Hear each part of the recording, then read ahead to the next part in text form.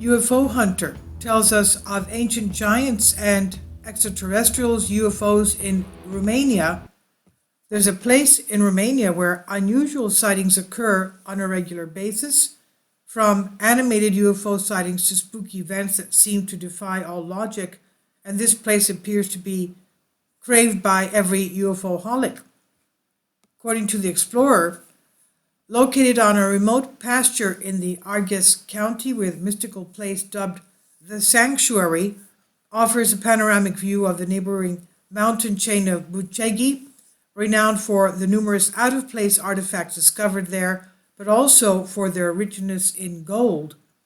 And not far from here lies the Sphinx of Bucegi. The Sphinx, an ancient monument considered to be a natural formation that strongly resembles the face of a human being. Legend has it that Zamolxis, the god of the ancient Romanian people, the Dracians, made his home and sanctuary beneath these mountains. Different accounts speak of how Zamolxis vanished deep within the labyrinth of caves to consult with his oracles about the fate of the vast region governed by him. In 2009, the book Transylvania Sunrise was published, causing an unprecedented debate among conspiracy theorists.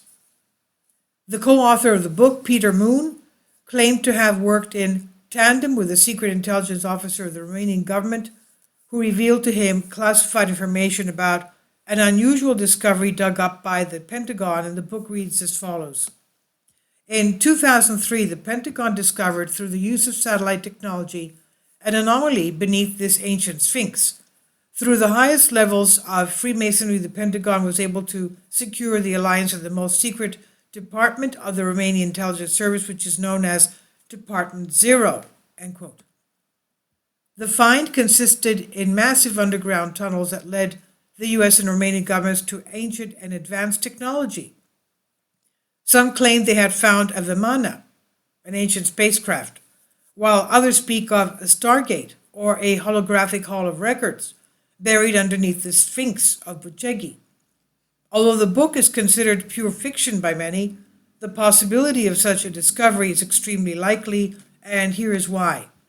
First of all, there are accounts of local legends speaking of this mythical place. There are hundreds of unexplored caves alongside the mountain range of Bucegi, not counting the ones already discovered.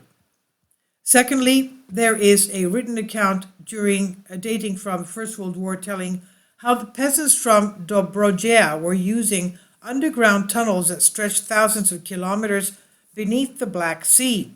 Now, we should keep in mind that we have very old, ancient, even probably possibly pre-flood underground tunnels, and they're ranging all the way from Scotland all the way through Turkey to Cappadocia. Some say there are also tunnels from there going all the way to the Giza Plateau of Egypt. And Greece is full of such ancient tunnels. Nobody knows who made them. So there are ancient tunnels there as well. Through these underground passages, they lead their herds of sheep into Turkey and Asia Minor, where they would sell them for a considerable profit. There are also two known entrances in the region of Dobrogea, but are now sealed due to national security reasons. The underground passage could be linked to the ancient tunnels that have recently been discovered in the Cappadocia region of Turkey, making this story less likely to be just a myth or coincidence. In the 1980s, a group of men working on the canal that unites the river Danube to the Black Sea stumbled across another entrance that carried them from Romania to Bulgaria underneath the vast mass of water. All these tremendous discoveries are being suppressed by the Romanian and foreign governments. However, there are many historians who acknowledge the long heritage of the Romanian people and the mysterious ways their ancestors ruled over the land thousands of years ago. According to Marja Gimbutas, professor at UCLA, their bloodline stretches a considerable span of time. Quote, Romania is the hearth of what I name Old Europe, a cultural entity of 6,500 to 3,500 BC, based on a matriarchal society, theocratic, peaceful, loving, and creators of art that preceded the patriarchal Indo-European societies of warriors from the Bronze Age, it became evident that this ancient European civilization precedes the Sumerian by millennia. It was a period of harmony in full agreement with the creator energies of nature, end quote. Of course, there are also the clay tablets discovered in Tartaria, which bear an old writing similar to that of the Sumerians, but since they were dated about 6000 BC, it directly contradicts the general accepted theory according to which the first writings belonged to the Sumerians and ancient Egyptians. Marco Merlini, an Italian archaeologist who studied their artifacts in detail, expressed his viewpoint. He said this: "The bones as well as the tablets are very old. It is our turn to think that writing began in Europe 2,000 years before the Sumerian writing. In Romania we have a great treasure, but it does not belong only to Romania, but to the whole of Europe," he said. Now the sanctuary of Bucegi. The twisted road led me to this hidden valley surrounded by cliffs and dense forests. I can barely settle because of the dazzling view, but maybe all this enthusiasm is because the place I'm about to visit promises to offer an even more impressive panorama. Only a few miles down the road, and I see the first cave, suspended on a steep crag. Its broad entrance makes my sporadic curiosity go beyond the present, thinking of how easily an ancient civilization could be using that place to outlive a global catastrophe. Although I have expected the cave to be a tourist attraction by now, the close-up view revealed through the binocular lenses disclosed that it was in fact a remote cave that could not be accessed without special mountaineering equipment. At this point, the legendary feeling of the place was slowly becoming a reality. The keeper awaited me at the base of the hill. From there, we followed the path until we reached the high pastures. The world I knew vanished entirely after reaching the sanctuary. The tranquility of the place, coupled up with the breathtaking view of the surrounding landscape, gave me a feeling of immortality, but not for me. This is for this hidden wonder that passed the test of time, remaining unaltered after countless wars and an industrial revolution. Now I see why skywatchers and conspirators alike gather here to exchange knowledge and investigate the UFO phenomenon. Our host, Will Kika, had once been a man of faith. Like every other Romanian, he had a deep Christian roots transmitted from one generation to the other. But after the answers provided by religion were not enough to satisfy his thirst for universal knowledge, he was guided to this place where he would undergo a substantial transformation. A few years spent up here had showed him at least a dozen unexplained aerial phenomenon, and I'm not talking about the usual chem-spraying riffraff we all talk about. Question: what was the most consistent UFO experience you've had up here? Answer: I don't have to think much about it, as I'll never forget what I witnessed back in 2014. The encounter was overwhelming. I am glad that I'm still here to tell the tale. Question: you're insinuating that your life was put in peril by a UFO encounter? Would you mind going into more details? Answer: it was about when I was sitting relaxing on the porch together with two conspirators. We were discussing about the giant bones unearthed not far from here when one of us saw a strange light up in the horizon. At first we didn't pay much attention to it and carried on with our conversation, but as soon as every dog in the valley started barking, we pointed our eyes towards the sky. And now I told you this place is strategically put like the center of a cauldron with rocky walls. You can only access it through where you came from, where the valleys are opening up, and there we saw this bright circular light that was slowly hovering over the lowlands. It was heading towards us, and as it did, the barking of the dogs became even louder. Question: could you break down the UFO a bit? Answer: before doing this, I'd like to mention that it did not give me an overall feeling of safety. It looked like a sphere of light, but as it was moving, pieces from it seemed to be missing. It was not a complete sphere, but more like a liquid object swimming through the air. It continued to hover over the valley until it reached a point about 200 to 300 meters from where we were standing. Now I could see it better. Whenever it moved, its shape was vibrating and changing at the same time. I could see waves fluctuating out of its energy shield, almost like it was alive. Question: so what distressed you about this encounter? Answer: when it was close enough, I could see the faint conic shape of another light emitted by the UFO. It strongly resembled a flashlight scouting in the dark. Then I realized it was looking for something, or maybe scanning the area. The tip of the iceberg was when the luminous sphere directed its light towards us. It stopped at about 150 meters on the right side of the cabin and scanned the face of my friend. My buddies and I were frozen in place at this point, unable to think of a reaction. The moment only lasted for approximately 5 seconds. Afterwards, the sphere took flight over the hill. Slowly descending for the nearby village, it continued to move up and down without following a specific pattern. Question: that's a fascinating story. Do you have any viable explanation for it in mind?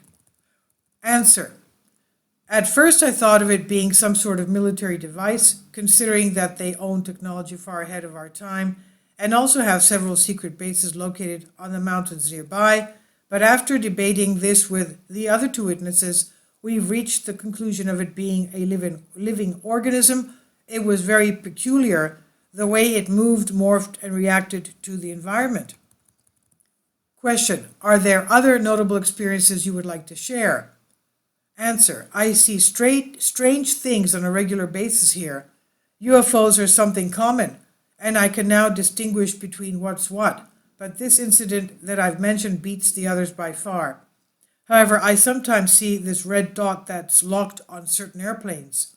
It follows them, and it does not leave any visible trail behind. I suspect this to be a military device, though.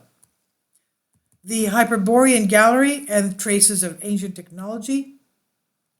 Discussing certain ideas with the keeper has led me to the conclusion that he is more than common online reading conspirator. In fact, some of his stories are based on real experiences and thorough research that he's done throughout the years.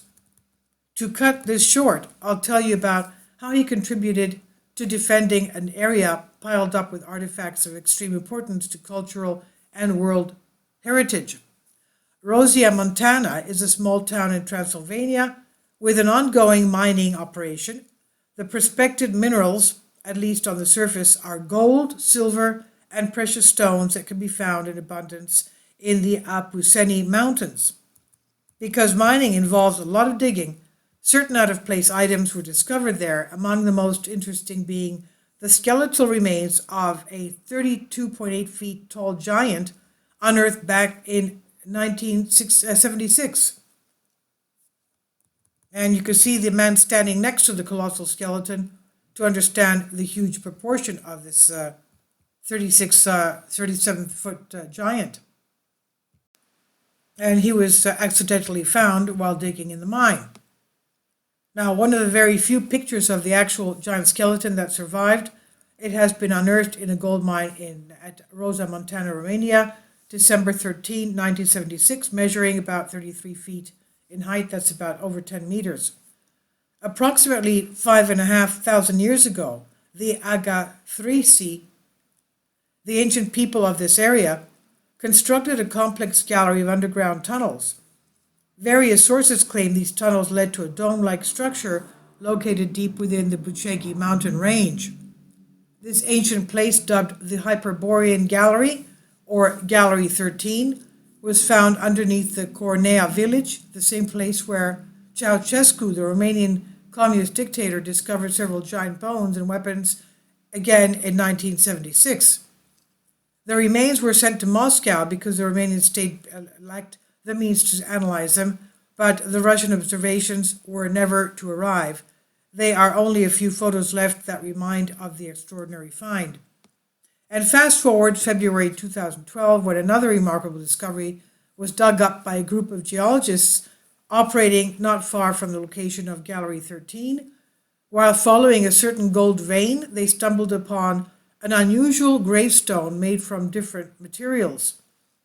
The sample was sent for further investigations, and the results revealed that the composition of the tombstone included 55% gold dust and 15% granite dust and 30% wolfram, but the icing on the cake was the technique used in the carving process declared unknown to this day.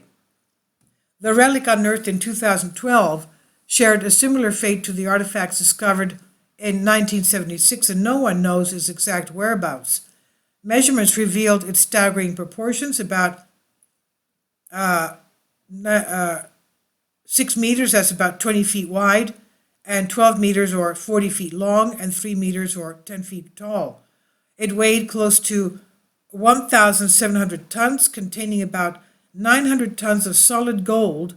To make another comparison, it would have taken the ancients more than 20 years to mine such a considerable amount of gold.